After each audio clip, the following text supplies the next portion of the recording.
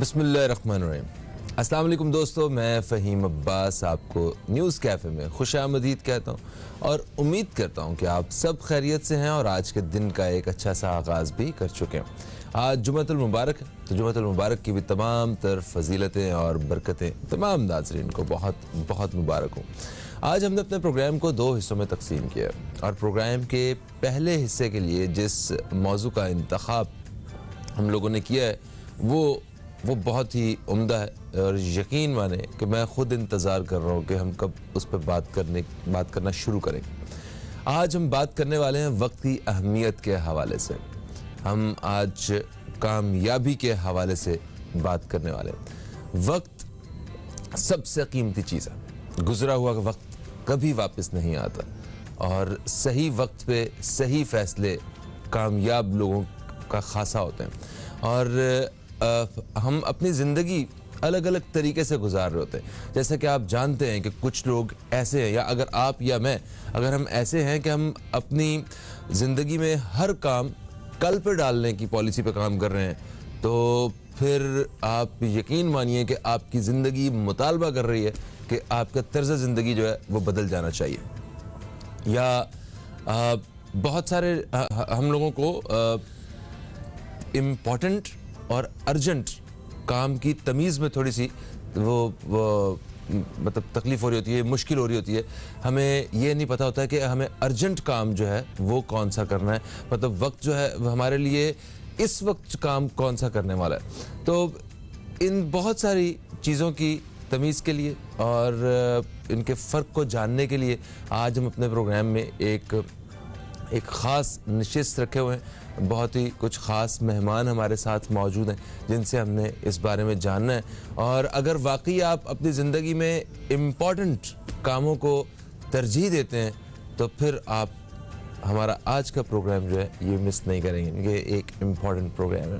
तो मेरे साथ सबसे पहले जिनका तारुफ़ कराऊंगा, जो मेहमान मौजूद हैं, वो हैं जनाब प्रोफेसर सलमान राजा साहब। आप माहिर शऊर हैं, आपको खुशामदीद। अस्सलाम वालेकुम, कैसे हैं आप? वालेकुम अस्सलाम। बहुत बहुत अल्लाह का करम है फ़हीम, ज़िंदगी बेहतरीन गुजर रही है। मौसम एंजॉय कर रहे हैं आप कराची में? बहुत ज़बरदस्त मौसम है और उम्मीद है सब लोग भी एंजॉय कर रहे हैं। हाँ माशाल्लाह। आज तो सुबह सुबह धूप भी निकली है। वो बारिश के बाद तो तेज़ धूप ने घर से बाहर निकलते साथ जो खुशी दी है ना, वो नहीं बता सकता। सही वक्त पे निकली है और सही तरीके से एंजॉय करनी चाहिए। एग्जैक्टली।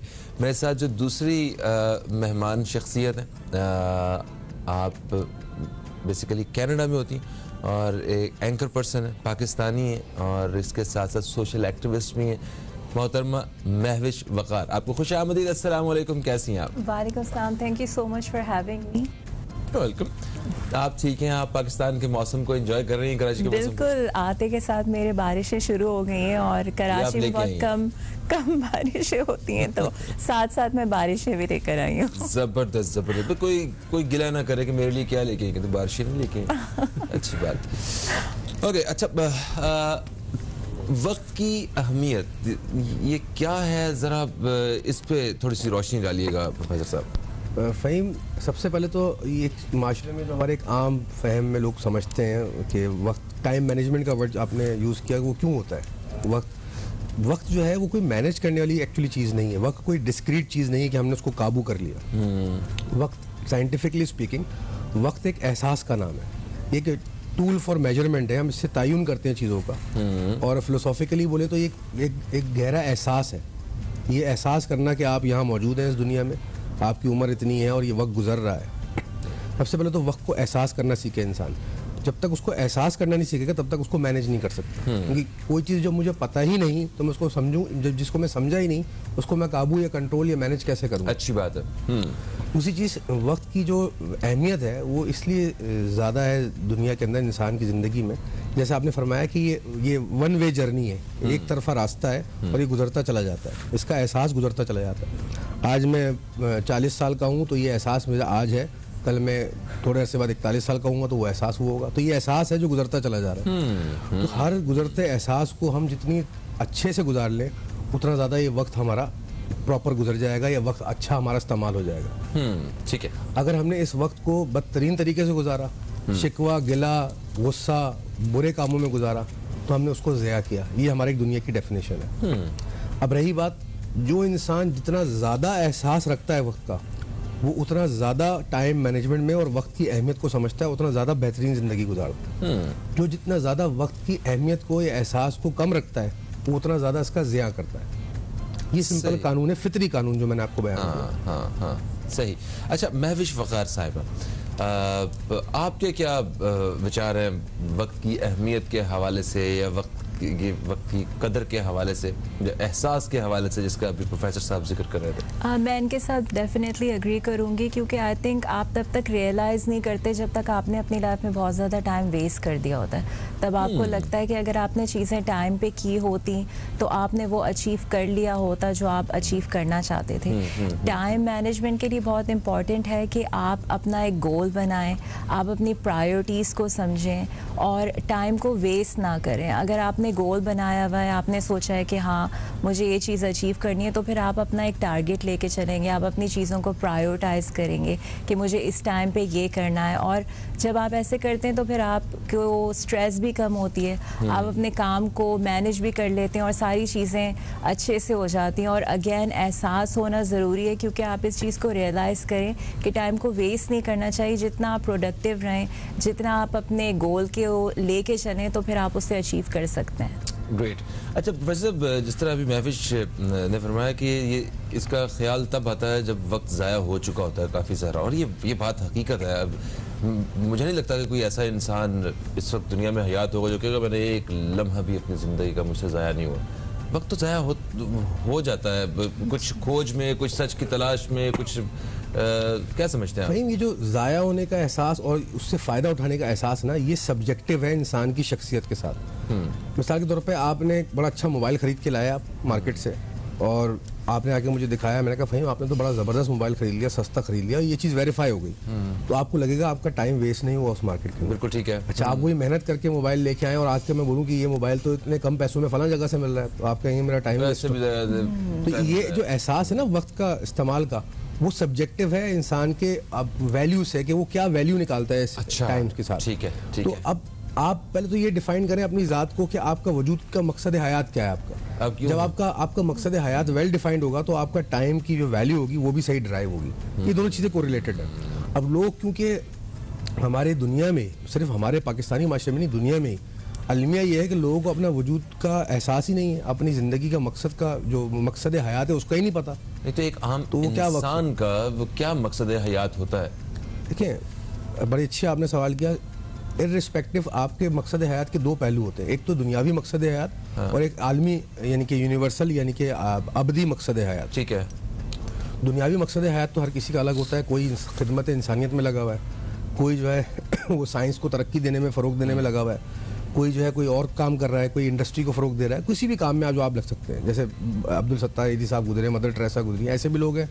ऐसे भी लोग हैं जिन्होंने पूरी ज़िंदगी जो है किसी बीमारी के नाम सर्व कर दी, ऑटिज्म को सर्व कर रहे हैं, माजूर बच्चों के लिए सर्व करने ज़िंदगी। तो कोई भी मकसद हयात अच्छा वो होता है जो इंसानियत को सर्व कर रहा हो। जिस तरह हमने कुछ लोग देखे हैं वो अफ्रीका के जंगलों में रहते हैं जनाब, क्या है कि वो बंदरों के साथ जो है ना वो जिंदगी, भेड़ियों के साथ जिंदगी, उन्होंने वाइल्ड लाइफ गुजारी, जिंदगी उनके साथ गुजार दी। और कुछ लोग यहाँ रह के भेड़िया बन जाते हैं इंसानों के अंदर। तो ये कुछ लोगों को सोसाइटी के लिए काम करना होता है, और कुछ लोग वाकई जो है इस मकसद के साथ जिंदगी गुजार होते हैं कि उन्हें अपने घर वालों को सेटल करना है, या एक उन्होंने अपना मकान लेना है, अपना घर लेना है, या एक बड़ी गाड़ी लेनी है, या बच्चों को डॉक्टर बनाना है, या बच्चों की शादियां कर देनी, ये इस तरह के ये दुनियावी मकसद है। और एक अबदी, जैसे मैंने कहा कि आपकी रूह, आपके वजूद का मकसद क्या है।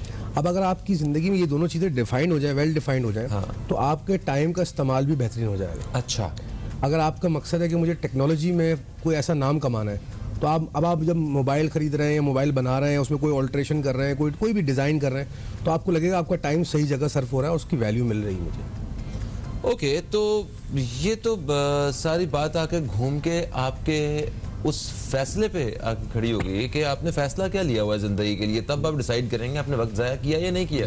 अच्छा, जैसे आपने कहा कि जिन लोगों को एहसास होता है कि मेरा वक्त ज़ाया हो गया, जब उनको कुछ टाइम गुजरने के बाद एहसास होता है कि जो पिछले माजी में मैंने जो काम किए वो उसमें वैल्यू नहीं थी मेरी ज़िंदगी के लिए, मुझे वैल्यू नहीं मिल रही, मुझे फ़ायदा नहीं पहुँच रहा, तो उनको फिर लगता है कि ये वक्त मेरा ज़ाया हुआ। जिस तरह मुझे ऐसा लगता है कि वो मैट्रिक के दिनों में रियाजी की किताब में वो जो थ्योरम होते थे, वो मैंने जो इतने घंटे लगा के याद किए थे, मेरी ज़िंदगी में आज तक कहीं काम नहीं आए, वो ज़ाया हो गया था। ऐसे देखिए जो कायनाती कानून है ना, वो हकीकतन कानून तो ये है कि कोई वक्त ज़ाया नहीं होता। अच्छा, तो कोई वक्त ज़ाया नहीं होता। अल्लाह ताला ने जो भी ये निज़ाम बनाया है उसमें एक हिकमत है। अगर एक तो हमारा एक अकीदा है, ईमान है, क्योंकि हम भले इसको ना समझते हो, लेकिन हमारा एक मानना है कि जो कुछ भी अल्लाह ताला कर रहा है या जो भी निज़ाम चल रहा है उसमें एक हिकमत है। तो मेरा वक्त जो बज़ाहिर मुझे ज़ाया होता हुआ नज़र आ रहा है, वो भी ज़ाया नहीं हो रहा। हाँ। अगर मैं उसमें ठंडे दिल से सोचूं, गौर व फिक्र करूं, तो उसमें कोई ना कोई हिकमत है, कोई ना कोई लर्निंग है मेरे लिए, कोई ना कोई हासिल है मेरे लिए। मेरी इस ज़ात के अंदर कोई ना कोई फ़ायदा पहुंचेगा उससे। अब लोगों को तो ये इदराक भी नहीं होता कि क्या फ़ायदा पहुंच रहा है उससे मेरी ज़ात को, या मेरी शख्सियत में क्या बेहतरी आ रही है। जब उनको ये इदराक ही नहीं होता तो उनको फिर एक ही इदराक रहता है कि वक्त ज़ाया हुआ। बिल्कुल ठीक है। अच्छा महविश, आप क्या समझती हैं कि जो प्रायोरिटीज़ हैं, जो तरजीहात हैं हमारी, वो कैसे तय करनी होती हैं, या ऐसी वो कौन सी चीज़ है जिसको देख के हम लोग डिसाइड कर, कोई पैमाना हो उसका कि मतलब इस तरह जो ये चीज़ की तरजीह ज़्यादा है, इसकी कम है, इसको अभी करना है, इसको कल करना है, और इसको जब ये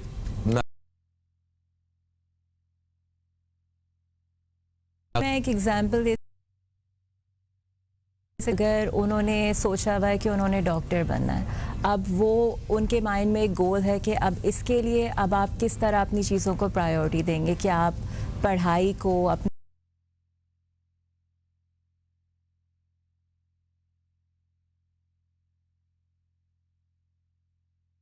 सार सकते हैं, हम सोशल मीडिया पे भी बहुत एक्टिव हो सकते हैं। तो ये जो इस तरह की चीज़ें हैं, जब आपके दिल में शौक़ होता है, जब आपका अपना एक पैशन होता है, तो फिर उस हिसाब से आप चीज़ों को प्रायोरिटाइज करते हुए चलते हैं।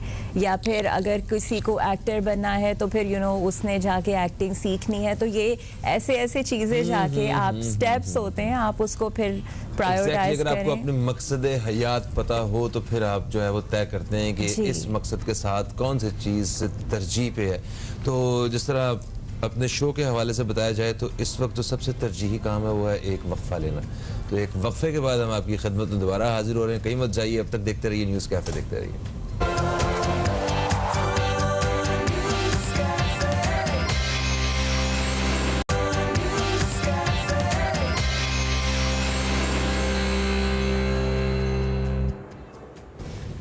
वेलकम बैक, आप देख रहे हैं न्यूज़ कैफ़े। मैं हूं फ़हीम अब्बास और न्यूज़ कैफ़े में हम बात कर रहे हैं वक्त की अहमियत के हवाले से। और मेरे साथ स्टूडियो में मौजूद हैं जनाब प्रोफेसर सलमान राजा और महविश वक़ार साहिबा।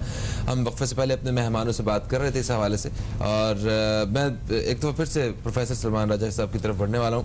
प्रोफेसर ये बताइए कि देखिए, टाइम मैनेजमेंट का जिक्र हो रहा था वक्फे से पहले, और वक्त की अहमियत के लिए ही ये साइंस जो है ये वजूद में आई है, टाइम मैनेजमेंट। तो मुझे बताएं कि जो कामयाब लोग होते हैं उनमें और आम लोगों में क्या वक्त को समझने और इसको तरजीह देने में थोड़ा सा कोई फ़र्क होता है सोच में? आपने सही अल्फाज इस्तेमाल किए फ़हीम, कि आम इंसान में और एक कामयाब इंसान में अगर कंपेयर करें हम, आम से मुराद वो इंसान जो भी आपकी सक्सेस की डेफिनेशन है वो उस पर पूरा नहीं उतर रहा, जो टाइम का सही फ़ायदा नहीं उठा रहा। यही फ़र्क होता है कि उस टाइम को समझ सही नहीं रहा होता आम इंसान। जो कामयाब इंसान होता है वो टाइम को मैनेज नहीं कर रहा होता, बेसिकली वो टाइम को समझ चुका होता है, एहसास कर रहा होता है, उसने अपने आप को उस टाइम के साथ अलाइन कर लिया होता है।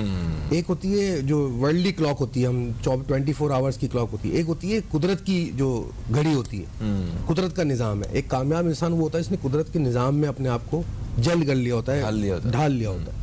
तो क्योंकि वो निज़ाम में खुदाबंदी के साथ चल रहा होता है, इसलिए हम हमेशा सुना है कि early to rise early to bed, सुबह उठने वाला जो है वो रिस्क पहले पाता है, early bird catches the fish.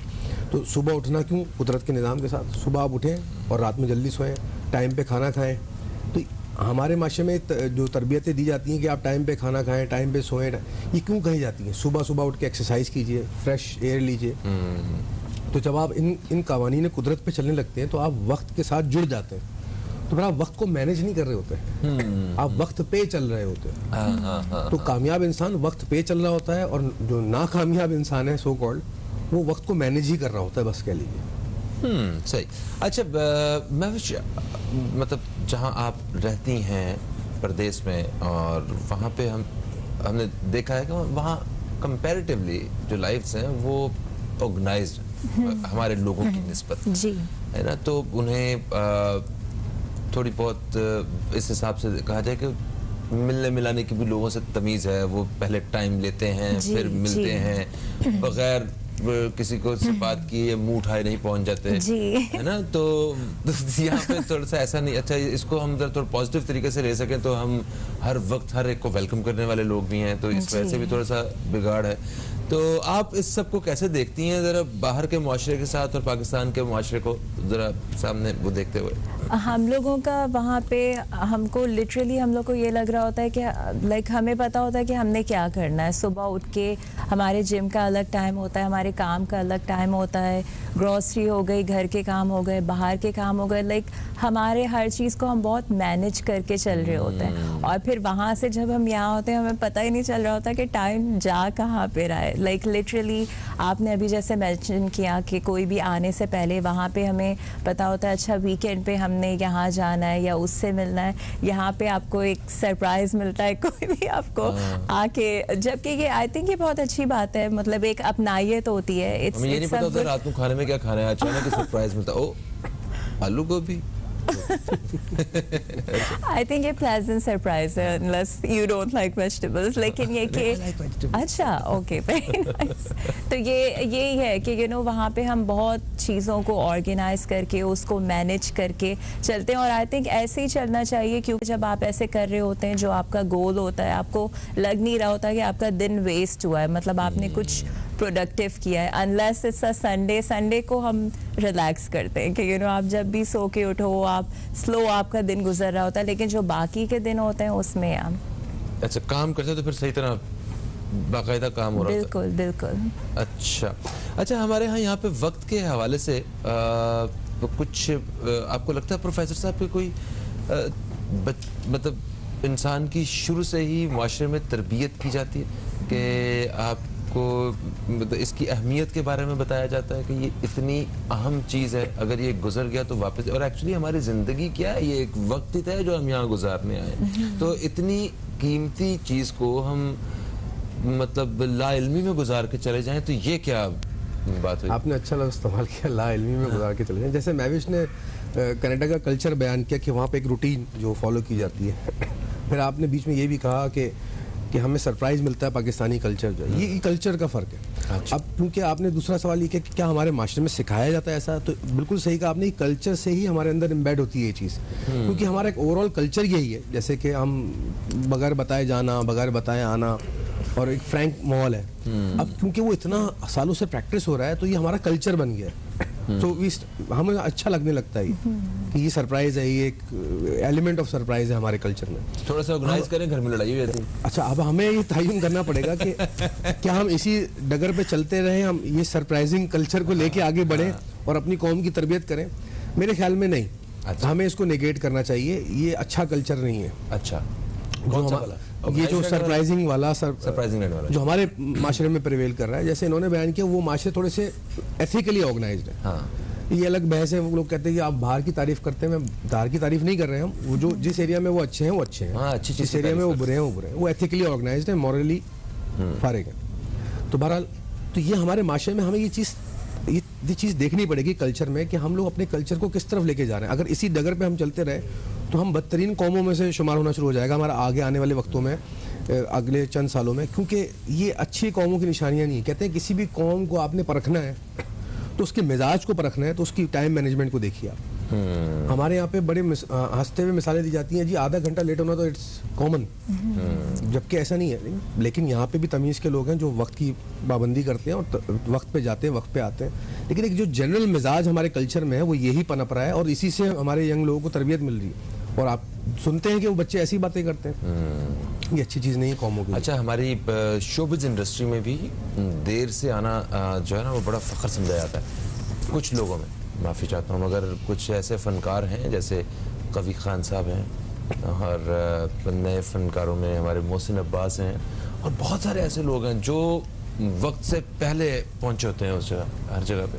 तो आप नोट भी करेंगे उनकी शख्सियतें, हाँ। और उनकी जो कॉर्पोरेट, उनकी जो माशी कामयाबी भी और उनकी शख्सी कामयाबी भी, वो दोनों आपको नजर आएगी। हाँ। जो लोग वक्त की तमीज़ रखते हैं। अच्छा, जो खुद वक्त पे पहुंच रहा है, वक्त की पाबंदी कर रहा है, जैसे फर्ज करें कि आपने यहाँ पे 8:30 का टाइम था, 8:30 बजे पहुँच। एक मिसाल है, इसमें कोई हकीकत नहीं समझी जाए तो ऐसे में 8:30 बजे ही आया था। हाँ, समझा ना जाए अगली बातों की बात करो। आप जब आए हैं तो आपने देखा कि यहाँ पे तो कोई भी नहीं है, ठीक है, आप वक्त पे पहुंचे हुए थे, तो उस वक्त पे आने वाले को गुस्सा नहीं आता कि यार मैं क्यों जल्दी आ गया, किसी और ने परवाह ही नहीं। सिर्फ एक मिसाल है ये। जी, शुरू में आता है। अच्छा, कहते हैं शुरू में आता है, बाद में आदत पड़ जाती है। आदत पड़ जाती है। लेकिन नहीं, ऐसा नहीं। शुरू में इसलिए आता है कि उस शख्स को जब वो खुद टाइम मैनेजमेंट पे आता है तो उसको इदराक नहीं होता कि माशरा ही बिगड़ा हुआ है हमारा। अच्छा, सबका डगर यही है। लेकिन बाद में मेरी ज़ाती शख्सियत, बाद में मुझे ये एहसास होने लग गया कि भाई लोग हैं ऐसे, लेकिन लोगों के ऐसे होने से मैं ऐसा नहीं हो जाऊँ, मुझे इसमें बुरा नहीं मानना चाहिए। मैं अपने उसूलों पे खड़ा हूँ, मैं एक अच्छे कानून को फॉलो कर रहा हूँ और उससे मुस्तफ़ीद हो रहा हूँ। हाँ, जो नहीं आ रहा वो अपना नुकसान उठा रहा है, इसमें मेरा कोई नुकसान नहीं है। बिल्कुल सही बात है। वक्त पे आना और वक्त पे जाना। हाँ, अच्छा, मैं भी जैसे अभी बहुत सारे दोस्त हमारे बहन भाई जो हैं वो जो इस वक्त टेलीविज़न पे हमें देख रहे हैं, उनमें से बहुत से लोग जो हैं अभी भी बिस्तर में घुसे हुए हैं, मुझे पता चल रहा है जी, और सर्दी भी हो रही है। हाँ, और इनमें से काफ़ी सारे ऐसे भी हमारे शहजादे लोग बहन भाई होंगे जो नाजरीन, जिनको ये भी नहीं पता होगा कि हमने आज सारा दिन क्या करना है। मौसम जो अच्छा है आज, भाई आज क्या कर, तो ये इसको आप जरा किस नज़र से देखते हैं टाइम मैनेजमेंट के हवाले से? इस पे मैं यही कहूँगी कि उनके अपने ऊपर डिपेंड करता है कि उनको कितना शौक़ है अपने गोल तक पहुँचने के लिए। अगर आप अपने काम के लिए बहुत पैशनेट हैं तो नो मैटर व्हाट आप बहुत फोकस्ड रहेंगे, क्योंकि बहुत सारे लोगों को हम देखते हैं कि वो इतने कामयाब हैं, हम सोचते हैं कि ये देखो इसको मतलब कोई पार्टी करने का शौक़ नहीं, यार ये हर वक्त अपने में लगा रहता है, इसकी हर चीज़ बिल्कुल फोकस्ड है, चाहे कुछ भी हो जाए वो इंसान डिस्ट्रैक्ट नहीं होता, क्योंकि उससे अपने गोल को बिल्कुल अपने माइंड में रखा होता है कि चाहे कुछ भी हो जाए मैं इसको करूँगा ही। और जिन लोगों को इतनी ज़्यादा परवाह नहीं होती तो फिर आई गेस उनको वो इतने पैशनेट नहीं होंगे अपने काम को लेकर, इसी वजह से वो इस चीज़ को प्रायोरिटी नहीं देते, इसीलिए शायद उनको अभी नहीं पता कि उन्होंने आज सारा दिन क्या करना है। ओके। अच्छा, अभी इन्होंने एक लफ्ज़ इस्तेमाल किया, फोकस। जिंदगी में फोकस कितना ज़रूरी है। और देखिए, मुझे ऐसा लगता है कि अगर आप PhD, आप प्रोफेसर है, आप नहीं, कोई भी कोई प्रोफेसर है या कोई बहुत काबिल पढ़ा लिखा इंसान, उसकी ज़िंदगी में फोकस नहीं है अगर, तो वो सब कुछ, वो वेट बेकार पड़ा हुआ है उसके साथ, इसका फ़ायदा नहीं उठा रहा वो। भाई आपने बहुत ही अच्छी बात की। हमारे माशरे में किसी भी कामयाब इंसान का जो तयन किया जाता है ना, वो मटेरियल अचीवमेंट से किया जाता है या कोई नाम कमाने से, फेम कमाने से। जैसे आपने मिसाल दी कि कोई बहुत ज़्यादा पढ़ लिख गया है तो हमें लगता है वो बहुत कामयाब हो गया है। कामयाब इंसान की जो बुनियादी तारीफ है वो ये है ही नहीं। अच्छा, कामयाब इंसान वो है जो ज़िंदगी के हर रुख पर मुतमईन है, शुक्रगुजार है और बेहतरीन ज़िंदगी गुजार है। अच्छा, ज़िंदगी के हर रुख पर जब मैं बात करूं तो पहले हम ये बात कर लें कि इंसान के वजूद के क्या रुख होते हैं, कि इंसान कहते किसको है। किसी भी इंसान का वजूद जो होता है वो 3 चीज़ों पर मुश्तमिल होता है। एक उसका जिस्म यानी कि फिज़िकल साइड, एक उसका माइंड यानी कि शऊर यानी कि उसकी लॉजिकल साइड, एक उसकी रूह यानी कि उसकी स्पिरिचुअल साइड। यानी कि किसी भी इंसान को हम इंसान कब कहेंगे, जब उसकी माइंड, बॉडी एंड सोल तीनों चीज़ें इंटैक्ट, जिस्म, अकल और रूह। अब हमारे माशरे में अब ज़रा गौर कीजिए इस डेफिनेशन के बाद कि दौड़ क्या लगी हुई है। सारी दौड़ जिस्म की और मादियत की है। मैंने बहुत सारी बेजान बिल्डिंगें और पैसा, कागज़ के नोट और लोहे की गाड़ियां खड़ी कर ली तो मैं बहुत कामयाब इंसान हो गया? नहीं। और अकल में ज़ीरो, इल्म में ज़ीरो। अच्छा, कुछ लोग ऐसे, जैसे आपने मिसाल दी, प्रोफेसर बन गए, बहुत पढ़ लिख गए और बहुत ज़्यादा इल्म हासिल कर लिया तो कामयाब इंसान हो गए, लेकिन फिज़िकली ना उनकी हेल्थ अच्छी है, ना उनको जिस्म का शऊर है, और तीसरे रुख की तो बात करें ही ना, रूह तो मुर्दा ही हो चुकी है सबकी हमारी। रूह की बेदारी है ही नहीं, गौर व फिक्र है ही नहीं, इल्म अदब, हिकमत, बसीरत तो गई हमारे माशरे से, करीब से भी नहीं गुजरी। तो किसी भी इंसान को कामयाब, मेरी ज़ाती डेफिनेशन या मेरा मुशाहिदा ये कहता है, मेरा अदना इल्म ये कहता है कि कामयाब इंसान वो है जो कि तीनों रुख के ऊपर बेहतरीन बैलेंस ज़िंदगी गुजारा। और यही दीन की तरबियत है सारी हमारी। हमारा क्या, तमाम रिलीजन सारे इस पे फोकस करते हैं। सर, यहाँ पे एक सवाल जी। देखें, आपने कहा कि कामयाब इंसान वो है जो एक सेटिस्फाइड लाइफ गुजार रहा है, हर सेक्टर में वो सेटिस्फाइड है। मगर दीन की जो तालीमात हैं वो हमें कुछ इस तरह कहती हैं कि खुद को दूसरे से कम तर जानो, या दूसरे को खुद से बरतर जानो, तो क्या अपने आप को कमतर जानने में भी सेटिस्फेक्शन है? फ़हीम, हम ये गुमराही दूर करते चले। हम बड़ा मैं आम सुनता हूँ ये जुमला, सब लोग कहते हैं कि दूसरे से कमतर जानो। जब अपने परेशानियां आए तो अपने से नीचे वाले को देखो, हाँ। और खुशियां आए तो अपने से ऊपर वाले को देखो, या वाइस वर्सा, हम इस तरह बोलते हैं। ये गलत सोच है। ये दीन की तरबियत उस रुख पर है कि जब आप एक प्रोसेस से गुजर रहे हो। हम बात कर रहे हैं उस इंसान की जो दीन पर कारबंद हो चुका है और हिदायत याफ्ता है। Okay okay. जब आप पहुंच जाएंगे, दीन पर कारबंद हो जाएंगे, तो आप क्या इंसान होंगे? आप मुतमईन इंसान होंगे। गाइडेड का मतलब क्या होता है? उसको वो गाइड हो चुका है सही रास्ते पर, तो वो हर रुख पर शुक्रगुजार होगा, हर रुख पर सेटिस्फाइड होगा। अच्छा, अब लोग कहते हैं जी मर्सिडीज में सेटिस्फाइड होना ज्यादा अच्छा लगता है ना कि साइकिल पे बैठ के रोना। नहीं, ये जो मुतमईन इंसान होता है ना, वो हर हाल में मुतमईन होता है, क्योंकि वो हर हाल में शुक्रगुजार होता है। जो कामयाबी की universal definition irrespective of religion, हमारा रिलीजन तो यही सिखाता है, लेकिन हर मजहब, चाहे वो ईसाइयत हो, चाहे वो यहूदियत हो, चाहे वो बुद्ध मजहब हो, मैंने इन तमाम मज़ाहिब को जितना भी स्टडी की, कामयाबी की बेहतरीन डेफिनेशन ये है कि कामयाब इंसान वो है जो मुतमईन है, और मुतमईन इंसान वो है जो शुक्रगुजार है, और शुक्रगुजार इंसान वो है जो गौर व फिक्र रखता है। ज़बरदस्त। और इसी के साथ ही एक वक्फे का वक्त भी है, और वक्फे के बाद हम जब आपकी खिदमत में दोबारा हाजिर होंगे तो अपने इन्हीं मेहमानों से इसी हवाले से मज़ीद बातचीत का सिलसिला जारी रखेंगे। कहीं मत जाइए, न्यूज़ कैफ़े देखते रहिए, अब तक देखते रहिए।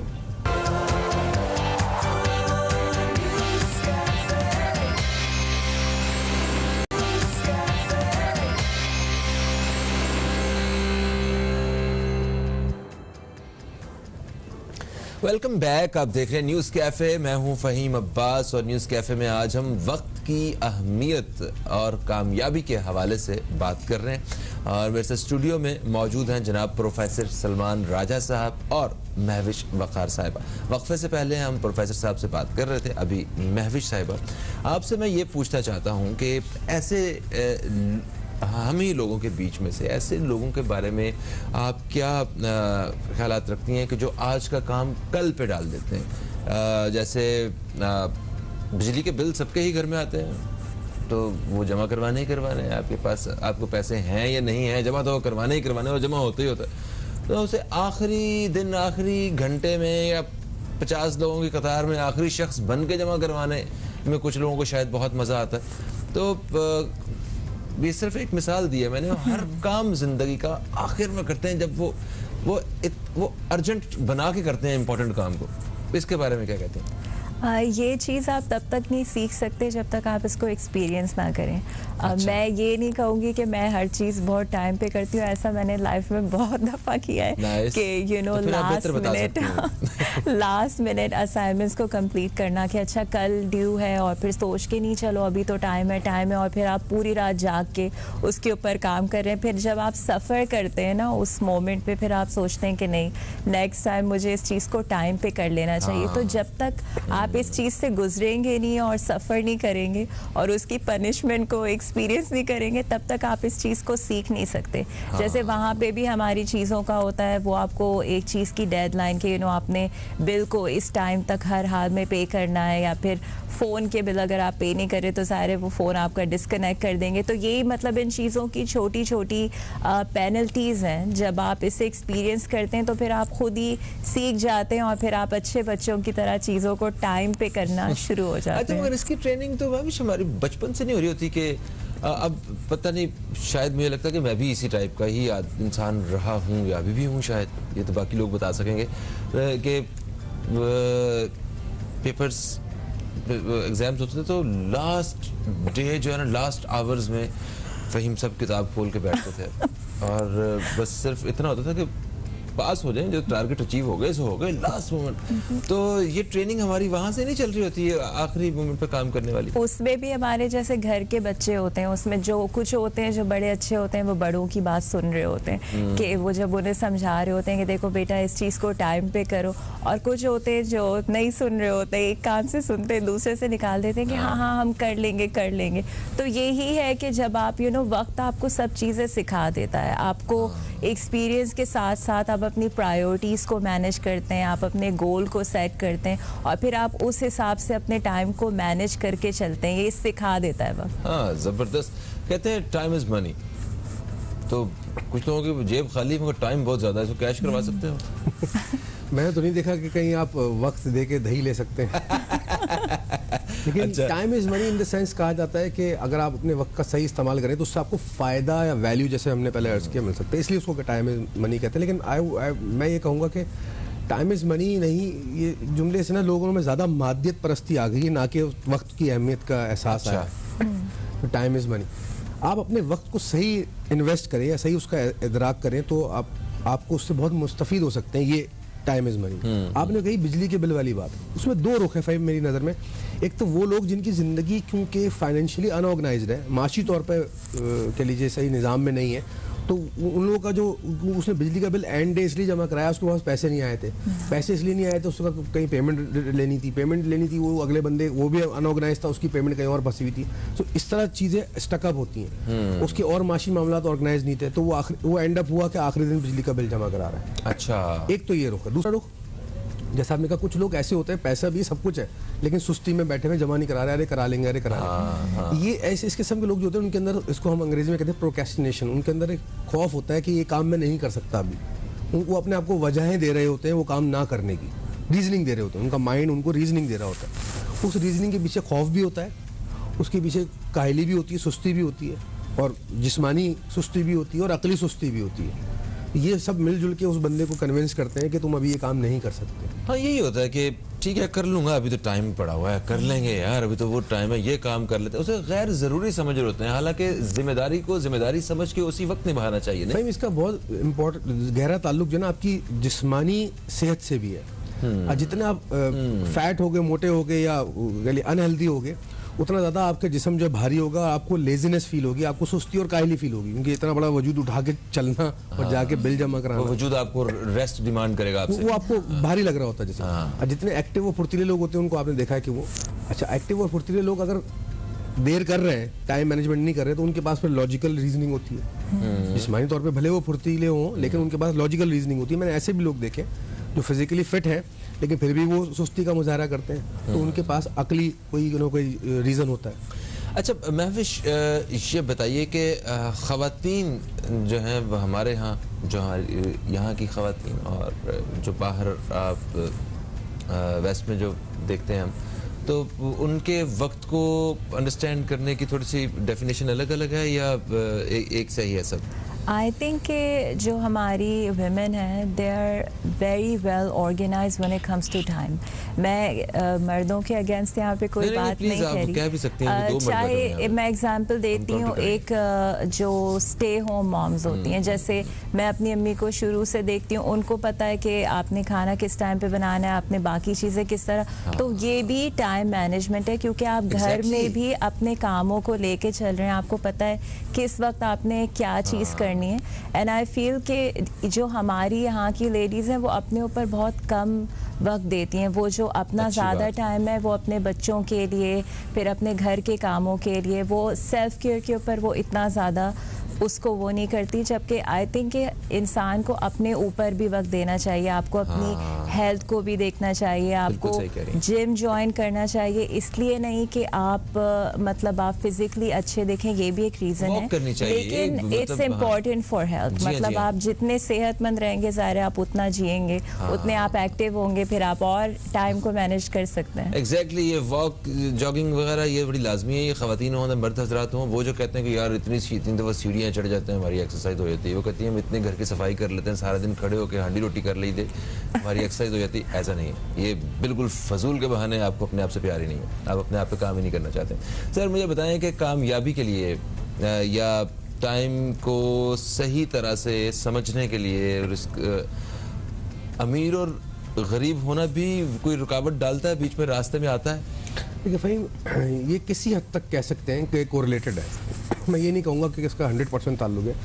जब इंसान माशी तौर पर कमज़ोर होता है इस हमारी दुनिया के अंदर, तो उसको बहुत सारी चीज़ें अफेक्ट करती हैं। लेकिन हैविंग सेड दिस, इसका मतलब ये नहीं कि कोई माशी तौर पर गरीब इंसान जो है वो ऑर्गेनाइज नहीं हो सकता। बेहतरीन ऑर्गेनाइज लोग हमने देखे, और तो डायरेक्टली इसका ताल्लुक नहीं, मैं नहीं कहूँगा। गरीब होने से आपको ये होता है, माशी तौर पे कमज़ोर होने से आपको बहुत सारे फैक्टर्स हैं जो कि आपको मैनेज सख्ती से करने पड़ेंगे टाइम के मामले में।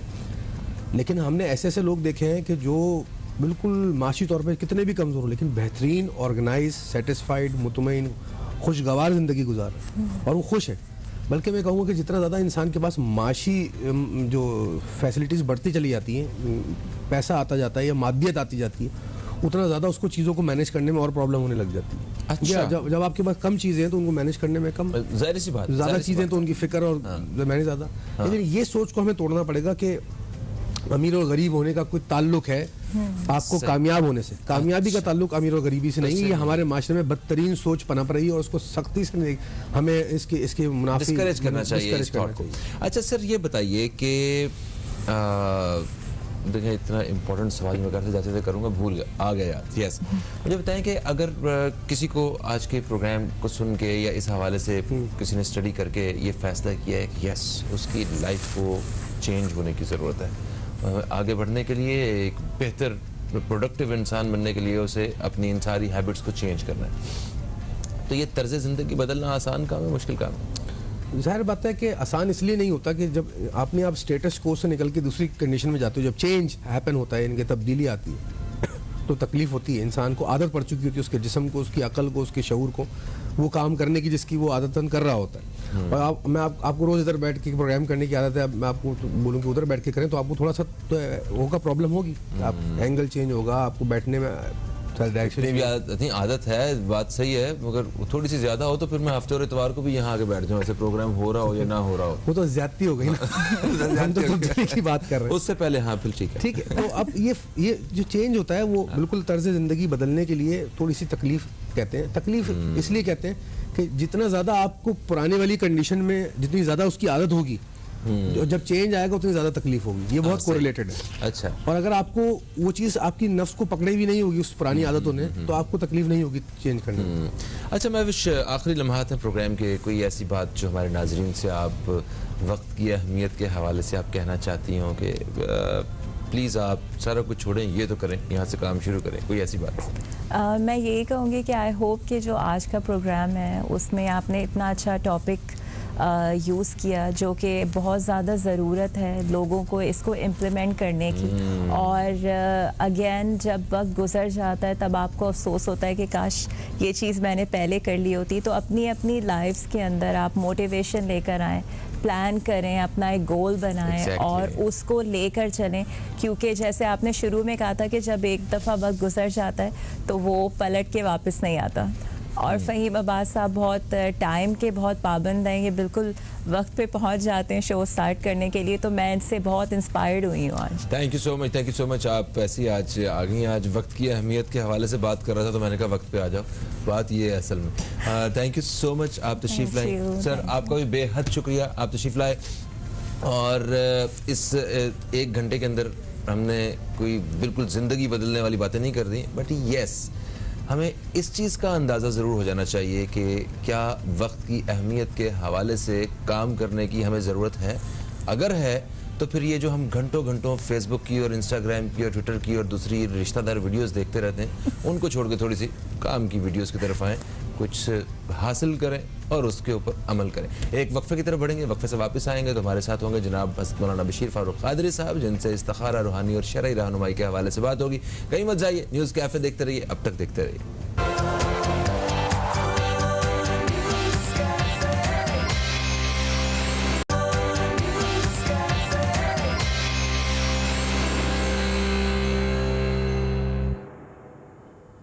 वेलकम बैक, आप देख रहे हैं न्यूज़ कैफ़े, मैं हूं फ़हीम अब्बास। जुमे का दिन प्रोग्राम का दूसरा हिस्सा, और जो न्यूज़ कैफ़े देखने वाले जो नाजरीन हैं, जो बाकायदगी से इसे फॉलो करते हैं, वो जानते हैं कि जुमे के दिन प्रोग्राम के दूसरे हिस्से में हमारे साथ मौजूद होते हैं जनाब हज़रत मौलाना बशीर फ़ारूक क़ादरी साहब, जिनसे हम इस्तिखारा और रूहानी और शरई रहनुमाई के हवाले से बात करते हैं। तो आप मेरे साथ स्टूडियो में मौजूद हैं। आपको अस्सलामु अलैकुम और खुश आमदीद। कैसे हैं आप सर? वालेकुम सलाम व रहमतुल्लाहि व बरकातहू, अल्हम्दुलिल्लाहि रब्बिल आलमीन अला कुल्ली हाल। माशाल्लाह माशाल्लाह। अच्छा, कल मैं दोस्तों को बता दूं कि आप लोग कॉल कर सकते हैं, कॉल करके अपने सवालात जो हैं वो हमें लिखवा सकते हैं। हमारी टीम जो है वो बिल्कुल स्टैंड बाय। आप दोस्तों के सवालात जो हैं वो हम लिखेंगे और फिर हम उन्हें वक्फे के बाद जब आएंगे तो प्रोग्राम में शामिल कर लिया जाएगा। ये नीचे नंबर जो है आपको नज़र आ रहा होगा। आप इस्तिखारा करवाना चाहते हैं या कुछ ऐसा पहलू जिसके बारे में आप कोई शरई रहनुमाई चाहते हैं या रूहानी रहनुमाई चाहते हैं, तो उस हवाले से बशीर साहब की मौजूदगी का भरपूर फ़ायदा उठाया जा सकता है। हम कल बात कर रहे थे लॉकडाउन के हवाले से कि हुकूमत जो है वो स्कूल्स को बंद करने के हवाले से और दफ्तरी औकात को महदूद करने के हवाले से थोड़ा नज़रसानी कर रही है, मगर अब जो ताज़ा तरीन खबर आई, अच्छा कल बस थोड़े से नाराज़ भी हुए थे आप हुकूमत पे, और आज की खबर ये है कि सिंध हुकूमत ने फैसला किया है कि वो लॉकडाउन की तरफ नहीं जा रही। तो कॉन्ग्रेचुलेशंस, मुबारक हो आपको। और क्या कहेंगे, क्या विचार हैं आपके इस हवाले से? बिस्मिल्लाहिर्रहमानिर्रहीम। पहले तो सईदा कायनात हज़रत फ़ातिमा ज़हरा रज़ी अल्लाह तआला अन्हा के विसाल का जो है वो आज यौम है। एक रिवायत के मुताबिक सईदा कायनात जो है, आपसे जब पूछा गया ना कि औरत की सबसे बड़ी खूबी क्या है, तो आपने ये नहीं कहा कि नमाजी हो, रोज़े रखती हो, हज करती हो, ज़कात देती हो, कुर्बानियाँ करती हो, तबलीग करती हो। औरत की सबसे बड़ी खूबी ये है कि वो किसी मर्द को नजर ना आए। तो यही वजह है कि ये तारीख बताती है कि आपके बालों को आसमान ने भी नहीं देखा। और जब क़यामत का दिन होगा ना, तो ऐलान होगा, अहले महशर अपनी निगाहों को झुका दो, हर वो इंसान होंगे कि अल्लाह के प्यारे हबीब की बेटी की सवारी जा रही। ये है मकाम। प्यारा आका का फरमान है ना कि ये मेरी बेटी जो है, इसके बारे में आका ने फरमाया कि जिसने इसको तकलीफ़ दी उसने मुझे तकलीफ़ दी। सुबह हमें बेपनाह इनसे मोहब्बत करनी चाहिए। और मेरी बहनों से कहूँगा, कनीज़ फातिमा नाम तो सब रखते हैं, लेकिन कनीज़ फातिमा बन जाए तो मदीना मदीना। सुभान अल्लाह, सुभान अल्लाह। और वाकई अगर फातिमा अलैहिस्सलाम की ज़िंदगी के हवाले से देखा जाए तो वालिद रसूल पाक सल्लल्लाहु अलैहि वसल्लम, उनके शौहर हज़रत अली करमुल्लाह वजहू, उनके बेटे इमाम हुसैन, इमाम हसन, मतलब किस तरह दुनिया भरी हुई। सुभान अल्लाह, कुबरा, सुभान अल्लाह, सुभान अल्लाह। तो ये बहुत बड़ी हस्तियाँ हमारी माँ बहनों के लिए कितना बड़ा पैगाम दे गई। कि औरत का सबसे बड़ा कमाल ये है कि वो किसी मर्द को नजर ना आए। दूसरी बात ये की उन्होंने कि ये भी इसका कमाल है कि वो किसी मर्द को ना देखे। अच्छा, ये भी कमाल है। हाँ। अच्छा, बिस्मिल्लाहिर्रहमानिर्रहीम। आपने बड़ी अच्छी बात की कि गुज़िश्ता अखबारात में ये बात थी कि स्कूल बंद कर दी जाएंगे, मगर माशाल्लाह मैं सिंध हुकूमत का शुक्रिया अदा करता हूँ कि आज मैं देख रहा हूँ कि उन्होंने जो है ना वाज़े कर दिया कि हम जो है कोई लॉकडाउन नहीं लगा रहे। अच्छा, ये ओमिक्रॉन जो है, जो भी है, इससे नज़ला ज़ुकाम का मामला है और अल्हम्दुलिल्लाह कोई अमवातें इसकी नहीं हुई अभी तक, एक अमवात नहीं है। ठीक है, ये लोग मुतासिर हो रहे हैं, लेकिन जनाब वज़ीर आला सिंध साहब, मशकूर हूँ मैं आपका, वज़ीर सेहत का मशकूर हूँ कि उन्होंने हमें दिल खुश कर दिया। क्योंकि मैंने जब अखबार उठाया तो मैंने कहा या अल्लाह कोई अच्छी खबर सुनूँ तो बहरहाल मुझे ये खबर मिली तो मैं शुक्रिया अदा करता हूँ। देखिए, हम ज़मीनी हक़ाइक़ को जानते हैं। हमसे आप ज़मीनी हक़ाइक़ पूछो कि इस वक्त लोगों के हाल क्या है। हाँ। तो कब्र का हाल तो मुर्दा जानता है ना। बिल्कुल ऐसा, बेशक ऐसा। अब ये जो शख्सियात होती बड़ी बड़ी, इनके अपने ऐवानों में रहकर ज़िंदगी गुजारते हैं, हमारी तरह सड़कों पे तो होते नहीं है। तो उनको पता नहीं कि लोगों के हालात क्या हैं और वो कितनी दुआएं दे रहे, कितनी बददुआएं दे रहे, ये भी है। क्योंकि लॉकडाउन का लफ्ज़ सुनते ही लोगों के कलेजे फटना शुरू हो जाते हैं, क्योंकि वैसे ही मईशत का इतना बुरा हाल है कि बस लफ्ज़ नहीं है बयान करने के लिए। तो बस ये कि फिर भी शुक्रिया अदा करते चलो। खैर, ये जो दुश्मन ये चाहता है कि हर रोज़ नया ऐलान कर दे कि ये 5वीं लहर आ गई, 6ठी लहर, और छोड़ेंगे नहीं, क्योंकि हमने दुश्मनों की बात मानना शुरू कर दी ना। अच्छा, हम अपने दुश्मन खुद भी तो हैं, मतलब दुश्मन इसलिए खुद है कि हमें दोस्त और दुश्मन की तमीज़ नहीं है। हाँ हाँ हाँ, हमें दोस्त, ये ना मर्द शनास होना भी एक बड़ी नेमत है। सही बात है। और ये तो हमें रब ने फरमा दिया, तुम्हारे होलिस्ते ये वो नसारा, और ये तुमसे हर बात मनवाते रहेंगे, जब तक कि तुम उनके धर्म पर ना जाओ। अल्लाह ताला हमें इस्लाम पे कायम रखे और अपने हिफ्ज़ व अमान में रखे। हम एक वक्फे की तरफ बढ़ रहे हैं। वक्फे से जैसे ही हम वापस आएंगे ना, तो आप दोस्तों के सवालात जो हम तक पहुंच भी चुके हैं, और अभी दौरान वक्फा भी हम आप दोस्तों के सवालात जो हैं वो लेने वाले, तो उनके साथ हम हाजिर होंगे। कहीं मत जाइए, न्यूज़ कैफ़े देखते रहिए, अब तक देखते रहिए।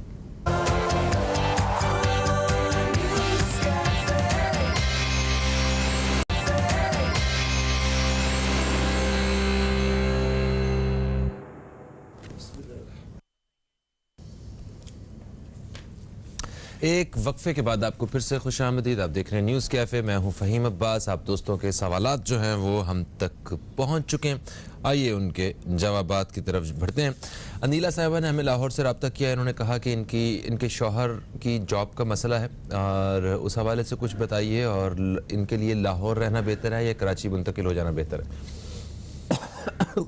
बिस्मिल्लाहिर्रहमानिर्रहीम। इस्तिखारा का जवाब ये, कराची मुंतकिल होना बेहतर है। ठीक है, आगे जो इनकी ज़रूरत मसाइल हो उसको देख लें। दूसरा ये कि जॉब का जो मसला है उसके लिए इनको वजीफ़ा जो है वो दिया जाएगा, या वकील हो या कवी हो। वकील माने कारसाज, काम बनाने वाला, ठीक है, और कवी माने ताकतवर ज़ात। तो या वकील हो या कवी हो, 111 मरतबा नमाज पे पढ़े सवाब की नीयत से, इंशाअल्लाह गैब से सारे रास्ते हल हो जाएंगे इंशाअल्लाह। फौजिया साहिबा ने कराची से रब्ता किया। इन्होंने कहा कि इनके भाई लंदन में होते हैं। इस्तिखारा करके ये बताइए कि क्या उनका लंदन से सऊदी अरब मुंतकिल होना वो उसकी इजाज़त आ रही है? इस्तिखारे में इशारा ये कि नहीं जाए जाए, अभी नहीं जाएं, लंदन ही रहे। लंदन में ही रहें। ठीक है। अच्छा, फैज़ साहब कराची से हैं, वो घर बेचना चाहते हैं और इस्तिखारा करवाना चाहते हैं कि क्या उनके लिए घर बेचना ठीक है, इजाज़त आ रही है? जी, घर भेजने की इजाज़त का इशारा ये कि बेच सकते हैं। बेच सकते हैं, बिल्कुल ठीक है। अच्छा, नुसरत साहिबा ने मानसेहरा से हमें रब्ता किया। इन्होंने कहा कि ज़हनी सुकून का वजीफ़ा बताइए, परेशानियाँ हैं, टेंशनें हैं। अल्लाह ताला का फरमान है, अला बिज़िक्रिल्लाहि तत्मइन्नुल कुलूब। इस आयत का तर्जुमा भी हमको आ ही रहा होता है, तत्मइन्नुल कुलूब। जी जी जी, कि अल्लाह ताला खुद फरमाता है कि मेरा जिक्र करने वाले को मैं सुकून अता फरमाता हूँ। खुलासा हदीस का खुलासा तर्जुमा ये।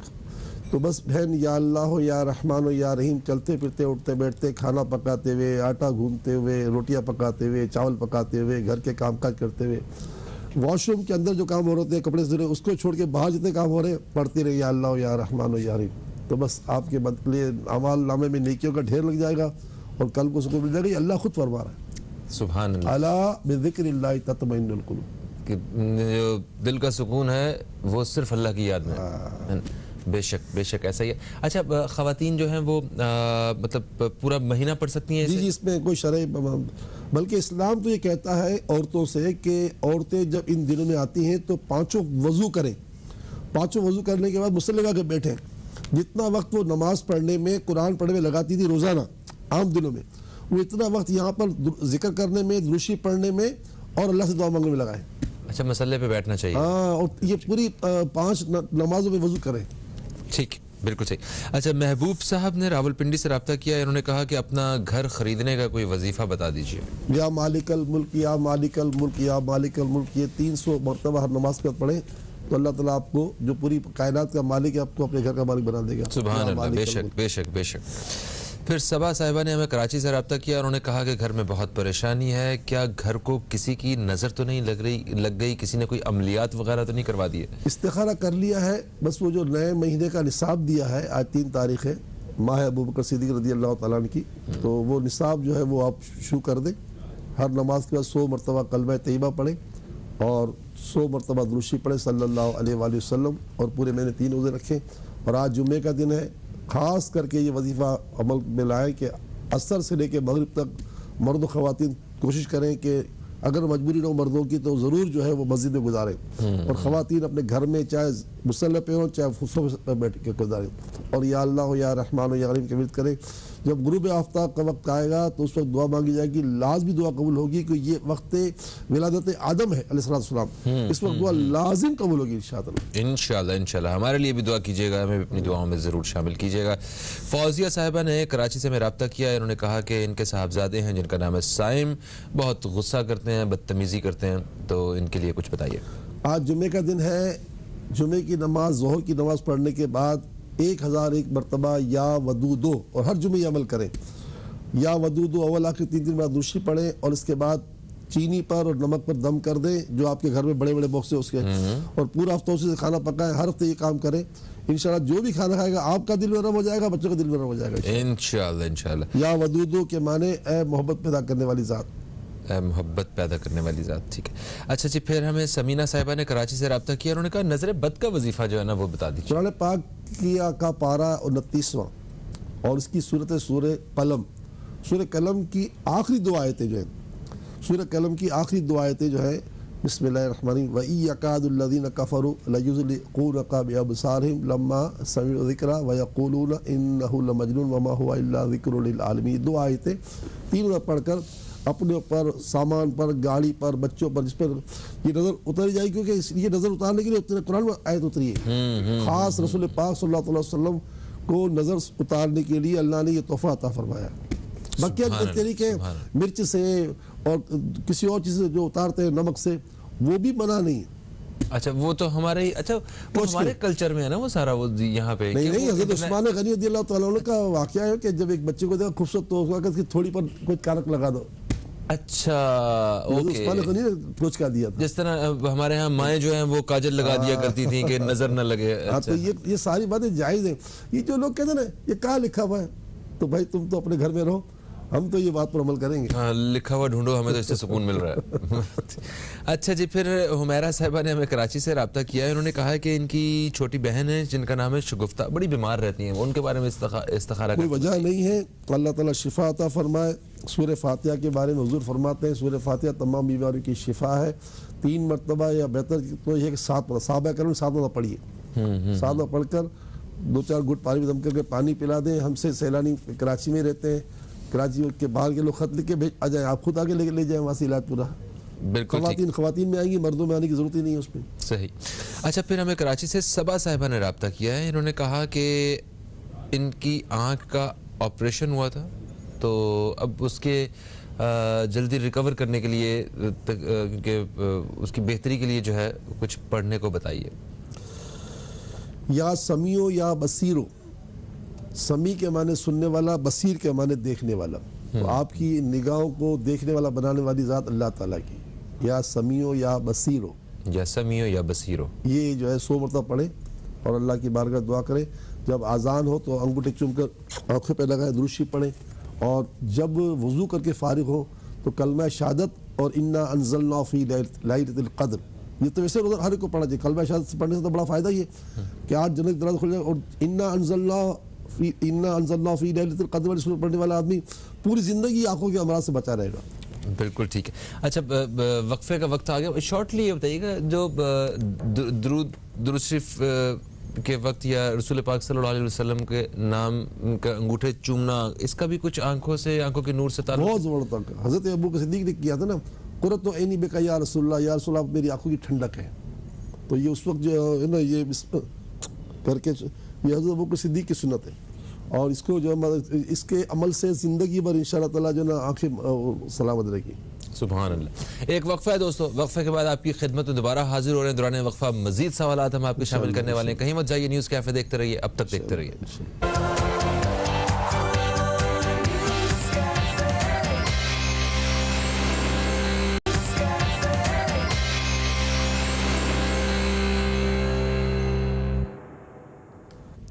एक वक्फे के बाद आपको फिर से खुशामदीद। आप देख रहे हैं न्यूज़ कैफ़े, मैं हूं फ़हीम अब्बास। न्यूज़ कैफ़े में मौजूद हैं जनाब हज़रत मौलाना बशीर फ़ारूक क़ादरी साहब, जिनसे हम आप दोस्तों के सवालात के जवाबात जो हैं वो जान रहे हैं। और आज बशीर साहब हमने कोशिश की है कि ज़्यादा से ज़्यादा सवालात जो हैं वो प्रोग्राम में वो शामिल कर सकें। तो आज तकरीबन 20 कॉलर्स को हमने शामिल करने का इरादा किया है। 10 के जवाबात जो हम दे चुके हैं, अब 10 कॉलर्स के सवालात जो हैं वो हम और शामिल करने वाले हैं। मुकाबला सख्त है, बिस्मिल्लाह करते हैं। इस्लामाबाद से नाजिश साहिबा ने रब्ता किया। उन्होंने कहा कि रिश्ते के लिए कोई वजीफ़ा बता दीजिए। एक तो ये कि इस महीने का निसाब पढ़ें, ठीक है।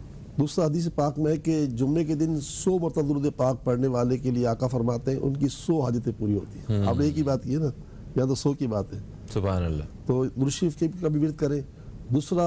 तीसरा कलमा सुब्हानल्लाहि वल्हम्दुलिल्लाहि वला इलाहा इल्लल्लाहु वल्लाहु अकबर वला हौला वला कुव्वता इल्ला बिल्लाहिल अलीय्यिल अज़ीम। दिन में एक नमाज, किसी भी नमाज के बाद 60 मरतबा पढ़ ले, इंशाल्लाह काम हो जाएगा इंशाल्लाह। मुनज़्ज़ा साहिबा ने कराची से हमें रब्ता किया है। ये फूड साइंस एंड टेक्नोलॉजी की जो तालीम है वो हासिल कर रही हैं, और इन्होंने कहा कि ये बाहर भी जाना चाहती हैं। इस्तिखारा करके बताइए। देखिए, तालीम हासिल करें मगर बाहर जाने की इजाज़त नहीं आ रही। बाहर जाने की नहीं आ रही, तो मुल्क में खिदमत करना जो है वो इनके नसीब में लिखा हुआ। ठीक है। इजाज साहब जो हैं वो पेशावर से रब्ता करते हैं और ये कहते हैं कि बेरोज़गारी की वजह से बहुत परेशान हैं और इनके जो साहबजादे हैं वो भी बेरोज़गार हैं। देखिए ये बात लिख लें कि रिस्क तकसीम होने का वक्त कौन सा है? नमाज फजर। रिस्क तकसीम होने का वक्त है जब फजर वक्त शुरू हो उस वक्त से लेकर जब वक्त ख़त्म हो वक्त। अच्छा। जैसे हमारा शुरू हो रहा है कराची में 5:56 पर और ख़त्म हो रहा है 6:07 पर। ये तकरीबन 1.25 घंटे का रास्ता है। ये रिस्क की तकसीम वक्त होता है। आम तौर पर इस वक्त जो है ना बंदे की बहुत बड़ी तादाद मुसलमानों की जो है ना सो रही होती है। खुद सरकार दो सल्लल्लाहु अलैहि वसल्लम ने साहबी से यही फरमाया ना कि तुम वो तस्बीह क्यों नहीं पढ़ते जिससे फरिश्तों को रिस्क मिलता है। फिर हुजूर ने फरमाया तुम तुलुए फजर यानी जैसे अज़ान फजर हो ना उस वक्त से सुब्हानल्लाहि व बिहम्दिही सुब्हानल्लाहिल अज़ीम अस्तगफिरुल्लाह ये 100 मरतबा पढ़ो। वो साहबी ने पढ़ी सुब्हानल्लाहि व बिहम्दिही सुब्हानल्लाहिल अज़ीम अस्तगफिरुल्लाह तो कहते हैं मुझे मेरे पास इतना आ गया कि मैं अपने घर में रख नहीं सकता था, इतना आ गया मेरे घर में। तो ये करें बस इंशाल्लाह। सुभान अल्लाह सुभान अल्लाह। और फिर कराची से मुदस्सर साहब रब्ता करते हैं। उन्होंने कहा कि वो घर तब्दील करना चाह रहे हैं। इस्तिखारा करके बताइए कि क्या घर तब्दील करना उनके लिए मुनासिब है? देखिए मुदस्सर साहब अगर कोई खुदा न खास्ता किसी महल्ले का मसला है या आपकी रोज़ी का करीब का मसला है तो ये तो ठीक है मजबूरी है, वरना तो आप घर तब्दील करने की इजाज़त नहीं आ रही। अच्छा ठीक है ठीक है। फरसीन कंवल साहिबा ने लाहौर से रब्ता किया। इन्होंने कहा कि इनकी बेटी हैं जिनका नाम है अलिशबा, रात में डरती हैं और आवाज़ें भी निकालती हैं। जी जी बिल्कुल। इसके लिए एक तो काम ये करें, आप मुझे ख़त लिख दें सैलानी वेलफेयर बादराबाद कराची के पते पर। मैं इंशाल्लाह आपको तावीज़ भेजूँगा असाब काफ के नामों का और हज़रत अबू दजाना जो साहब रसूल है जिनको हुजूर ने तावीज़ दिया था उनके नाम के 2 तावीज़ भिजवा दूँगा इंशाअल्लाह। तो उससे ये डरना ख़त्म हो जाएगा। इनको कहें वज़ू करके सोए और सूरह इखलास 3 मरतबा, सूरह फलक 3 मरतबा, सूरह नास 3 मरतबा पढ़ के सोए। अल्हम्दुलिल्लाह रब्बिल आलमीन कोई रात में डर भी नहीं लगेगा और खुदा न खास्ता ये जो चीखें निकल जाती हैं रात में पूरा घर डर जाता है, अल्लाह खैर करे, तो वो भी ख़त्म हो जाएगा। और इसके साथ आयतुल कुर्सी पढ़ ले, बहुत अच्छी बात है आयतुल कुर्सी। बिल्कुल ठीक है बिल्कुल ठीक है। अच्छा जी, फिर हमें खैरुन्निसा साहिबा जेलम से रब्ता करती हैं। इन्होंने कहा कि इन्होंने अपने जेठ को मदद के लिए 12 लाख रुपए दिए थे और अब वो वापस करने का नाम नहीं ले रहे हैं। ये वैसे कितनी गलत बात है? बहुत बुरी बात है। 3 पैसे किसी ने किसी के दबा लिए तो 700 मकबूल नमाज देनी पड़ेगी। हमें तो एक भी नमाज के मकबूल का यकीन नहीं है। 700 नमाज है एक 3 पैसे पर, ये तो 20 लाख रुपए है। बहरहाल 12 लाख। या जलीलो या हसीबो, क्योंकि अल्लाह ताला की ताकती जो है उसको दिला सकती है। या जलीलो या हसीबो या जलीलो या हसीबो या जलीलो या हसीबो, ये 100 मरतबा हर नमाज के वक्त पढ़ें। बकिया जो इस महीने का निसाब है वो भी पढ़ें जो अभी स्क्रीन पे आपको दिखाया जा रहा होगा। और इसके अलावा जुम्मे का दिन असर से मगरिब या अल्लाह या रहमान या के विद करें, अल्लाह ने चाहा तो सब बड़ा करम होगा।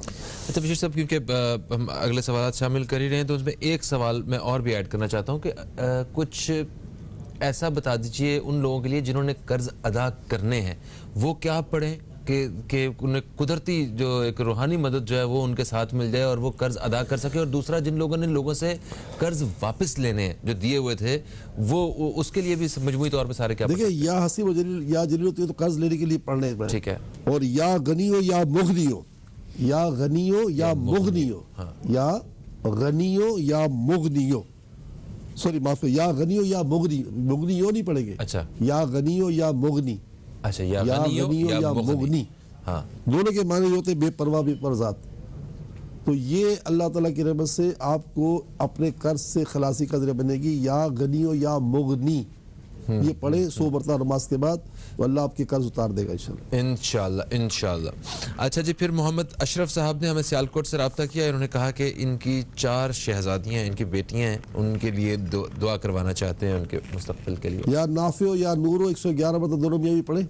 या नाफियो या नूरो, अल्लाह ताला नफ़ा भी देगा और इन बच्चियों को नूर वाला बना देगा ताकि इसके अच्छे मुस्तकबिल हो जाए। सुभान अल्लाह। जितने भी नाजरीन देख रहे हैं वो भी इस वक्त जो है वो मोहम्मद अशरफ साहब के लिए या नाफियो या नूरो पढ़ी।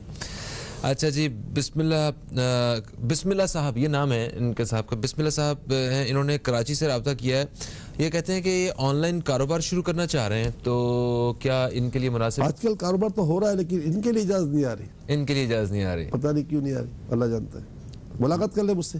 हो सकता है वहाँ बैठ के बात हो जाए। ये भी है। हो सकता है अल्लाह ताला के यकीनन अल्लाह ताला के पास आपके लिए बेहतर प्लान होगा इस ऑनलाइन कारोबार से। तैयबा साहिबा ने कराची से रब्ता किया, इन्होंने कहा कि इनके बाल गिरते हैं कुछ रूहानी तौर पे। देखो बाल गिरने की दो वजह है, एक तो ये कि बाल खुले रखने से नज़र लगती है, ठीक है, और ये तेजशुदा बात है, हदीस के अल्फाज है कि नज़र तकदीर के पर्चे को चाक कर देती है।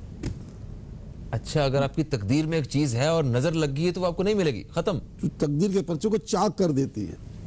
अच्छा, नज़र को बहुत बहुत बड़ा जो है इस्लाम में जो है ना वो दिया गया है कि पैगाम की नज़र को, हदीस पाक में कि अक्सर अमवात नज़र लगने की वजह से होती है, अक्सर अमवात। तो ये कि हमारी बेटियां, हमारी बहनें, हमारी माएँ अपने बालों को खुला रखती है ना, इससे नज़र बहुत लगती है, और फिर इससे नज़र लगती है तो फिर जो है ना बाल बेकार हो जाते हैं। या बदियो या रहमानो 111 मतलब पढ़कर हाथों में दम करके इसको सर पर फेरे, इसके माने होते हैं ए बगैर नमूने के पैदा करने वाले, ए मेहरबान। या बदियो या रहमान 111 मतलब पढ़े सवाब की नीयत से, अवला की तीन दूसरी पढ़े, और हाथ को पर दम करके सर पर फेरे, और हो सके तो जो आप शैम्पू नहीं, ऑयल पर दम करके, शैम्पू से तो फिर हम नहाओगे तो सारा नाली चला जाएगा, तो आप ऑयल पर दम करके आप सर पे लगाएं इसको। बिल्कुल ठीक है। अच्छा जी, फिर हमें मोहम्मद एजाज साहब रब्ता करते हैं कराची से, कहते हैं कि ये दूसरी शादी के ख्वाहिशमंद हैं, इस्तिखारा करके बताएं कि इनकी ज़िंदगी में शादी होगी दूसरी। देखिए हम लोग कभी दूसरी शादी का इस्तिखारा करते ही नहीं है। इसकी वजह ये होती है कि देखिए हम पर इस्तिखारा करना कोई वाजिब फ़र्ज़ नहीं है। अगर हम शादी करें, आप ही ने कहा मेरी दूसरी शादी करनी है, जब हमने हाँ कर दिया, अल्लाह ना करे, तो आपके जो पहली बीवी के जो शोहर है वो घर वाले तो आके खड़ी हो जाएंगी लड़ने के लिए, नहीं बीवी भी आ जाएगी उसके खाना लड़ने का कि तुमने हमको मरवा दिया। तो भाई ऐसा काम नहीं करते हम ये आपको इस्तिखारा करना है ना, दूसरी शादी करना इस्लाम में मना नहीं है। मगर क्या है कि आप हमसे इस्तिखारा का तरीका ले ले, 6 रकत वाला खुद कर लीजिए, हम इस पे बाप से माफी मांगते हैं। ठीक हो।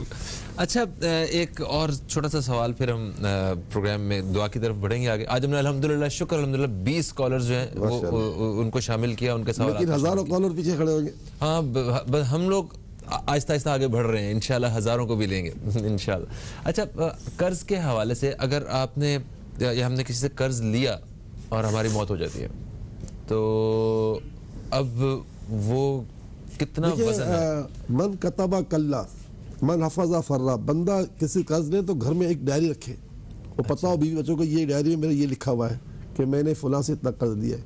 क्योंकि याद रखिएगा, रहमत आलमियान होते हुए कायनात के ज़रे ज़रे के लिए रहमत बनाकर भेजे गए मेरे प्यारे आका ने मकरूज का जनाजा पढ़ने से इनकार कर दिया था।